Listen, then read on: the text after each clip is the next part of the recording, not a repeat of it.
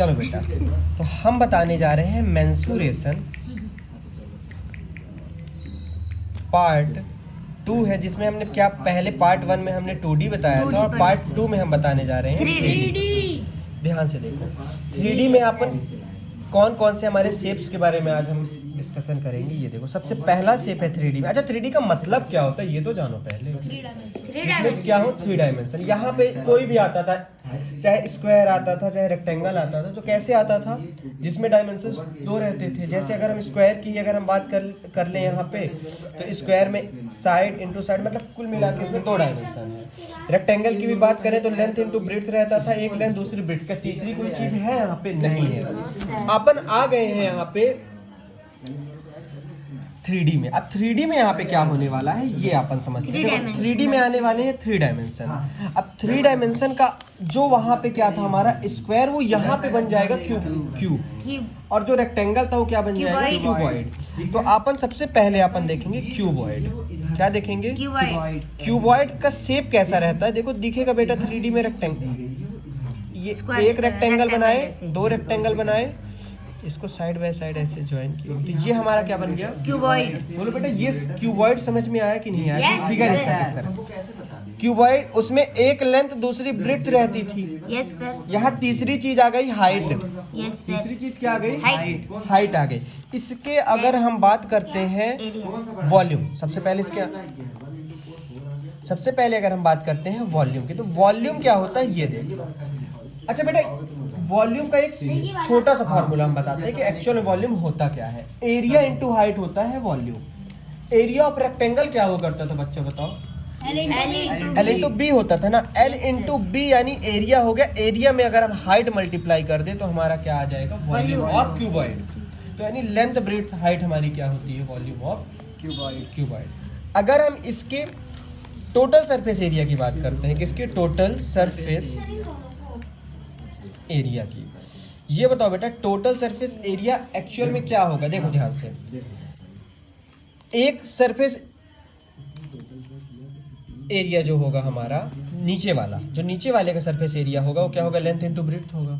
जैसे यहाँ का होगा वैसे ऊपर वाले का भी होगा। तो यानी हो गया 2LB। इसको अपन ने क्या लिख दिया, 2LB। वैसे ही इधर का बेस है और इधर भी बेस है, ये हाइट है, यानी ये बेस इंटू हाइट दूसरी एरिया। ऐसे यहाँ भी बेस इंटू हाइट होगी, वैसे यहाँ भी बेस इंटू हाइट होगी। Yes sir. तो यानी इसको भी अपन क्या लिख लिए, 2 बेस हाइट। ठीक है ना। Yes sir. तीसरी क्या होगी हमारी, ध्यान से देखना, ये लेंथ है और ये हाइट है, यानी 2LH हो जाएगा। यानी इसको सॉल्व करें तो 2 कॉमन ले तो 2 into LB plus BH plus HL लिख लो।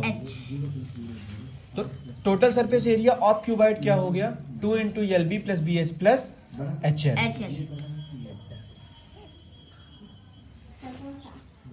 ठीक है। अगर हम बात करते हैं इसमें कर्व्ड सरफेस एरिया की, किसकी बात करते हैं, कर्व्ड सरफेस एरिया की बात करें तो दूसरे शब्दों में अगर इसको हम बोले तो एरिया ऑफ 4 वॉल बोलते हैं। क्या बोलते हैं, एरिया ऑफ 4 वॉल का मतलब होता है 4 दीवालों का एरिया। इसकी एक शॉर्ट ट्रिक बता देते हैं हम आपको। पेरीमीटर ऑफ रेक्टेंगल क्या हुआ करता था बेटा, बताना तो, पेरीमीटर ऑफ रेक्टेंगल क्या, 2 इंटू बी। बस इसी में मल्टीप्लाई कर दो, हाइट का तो आ जाएगी कर्व सरफेस एरिया। इन तीनों के अलावा अगर चौथी कोई चीज आ सकती है तो डायगोनल। क्या आ सकता है, डायगोनल इसका होता है under root L square plus B square plus H square. कोई दिक्कत, आ जाए अब हम क्यूब में। Yes sir. हमने बोला कि रेक्टेंगल बना क्यूबॉइड, तो स्क्वायर क्या बन जाएगा, दो स्क्वायर हम बना सकते हैं क्या। हाँ सर। कोई दिक्कत तो नहीं होगी। No sir. चलो ठीक है, बना दिए भैया। ये बताओ बेटा, क्यूब की अगर हम बात करें, ए ले लें, ये भी ए ये भी ए। बेटा वॉल्यूम निकालने जा रहे हैं, उसी प्रोसेस से निकालेंगे जिससे। अच्छा बेटा ये बताओ, वॉल्यूम का हमने क्या बताया formula, volume is equal to होता है एरिया इंटू हाइट। बेटा एरिया ऑफ स्क्वायर क्या हुआ करता था, ए इंटू साइड स्क्वायर। चलो इसको भी हटा दो, तो मुझे वॉल्यूम ऑफ क्यूबॉइड, अभी हमने पढ़ा ना वॉल्यूम ऑफ क्यूबॉइड क्या होता है, length into breadth into height. चलो ठीक है, इसकी लेंथ क्या है, A है, इसकी ब्रेड्थ क्या है, A है, इसकी हाइट क्या है, A है, यानी वॉल्यूम हमारा क्या होगा, A का क्यूब। आ गया समझ में? अगर हम टोटल सरफेस एरिया की बात करते हैं तो क्या होगा, यहाँ पे 2 into L B plus B H plus H L था ना, यानी 2 इंटू एल बी यानी ए स्क्वायर, बी एच यानी ए स्क्वायर, एच एल यानी ए स्क्वायर। कितने ए स्क्वायर हो गए? 3 ए स्क्वायर, 3 टू जा 6 ए स्क्वायर। इसका क्या आएगा? Total surface area. Curved surface area की अगर हम बात करते हैं, कर्व्ड सरफेस एरिया यानी 4 दीवालों का एरिया।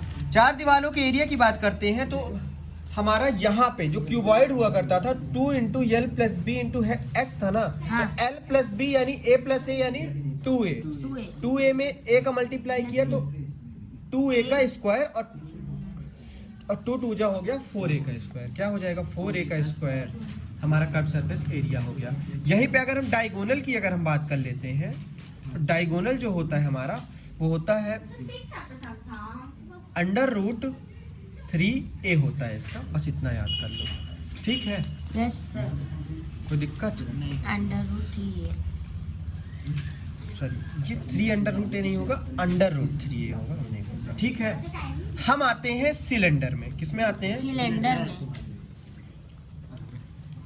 अच्छा बच्चे ये बताओ मेरे को, एक मजे की बात बताते हैं आपको, सिलेंडर होता कैसे है। ये है हमारा क्या? सिलेंडर है। इसकी हमने इसको दे दिया हाइट, ये हो गई रेडियस। कोई दिक्कत? No sir. बेटा वॉल्यूम की हम बात कर रहे हैं, बता देना जरा कि एरिया क्या हुआ करता था सर्कल का। एरिया पूछ रहा हूँ, पाई आर स्क्वायर हुआ करता था ना। हमने क्या बोला कि पाई आर स्क्वायर होता है हमारा एरिया।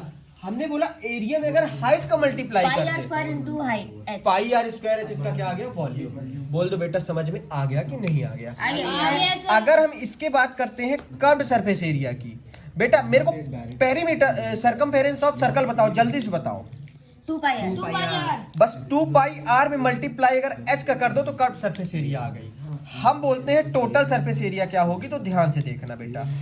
टोटल सरफेस एरिया का मतलब ये कहलाती है हमारी कर्व्ड सरफेस एरिया। ये क्या कहलाती है जो यहाँ पे कर्व्ड सरफेस ये एरिया। नीचे वाली जो है, अच्छा इसका एरिया क्या आएगा? पाई आर स्क्वायर आएगा। हाँ। इसका एरिया क्या आएगा? पाई आर। यानी यहाँ पे हो गया 2 पाई आर। लेकिन एक हमारा कर्व्ड सरफेस एरिया भी, इसको हम क्या कर लेंगे? 2 पाई आर एच। इसको दूसरे शब्दों में अगर लिखें तो 2 पाई आर प्लस एच लिख सकते हैं, ठीक है बेटा? हाँ सर। 3D में आप अभी इतना ही पढ़ो, ठीक है? Yes sir. Thank you.